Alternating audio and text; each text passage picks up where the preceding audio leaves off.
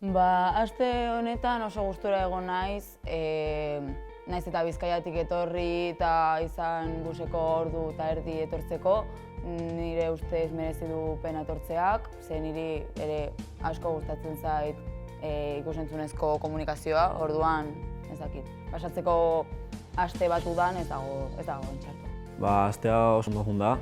Ni uste izugarrizko esperientzia izan dela, pixkat mundu honetan sartzen joateko eta ezagutzen joateko nola egiten dian gauzak ikus-entzunezkoan eta kazetaritzan eta oso ondo joan da. Niri gehien gustatu zaidana izan da pixkat ezagutzen joatea mundu hau eta lotxa erentzen joatea kamararen aurrean egoten eta horrelako gauzak.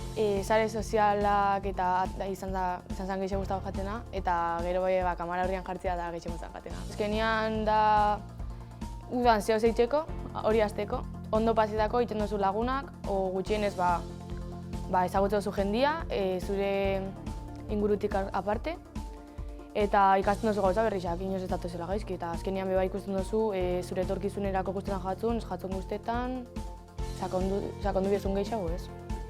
Nik uste, benetan gustatzen zaizu edo ez dakizu ia gustatuko zaizun edo zer, nire ustez ondo dago hemen etortzea, 5 egun, eta ikusi gutxi gora behera nola da mundu hau eta horrela.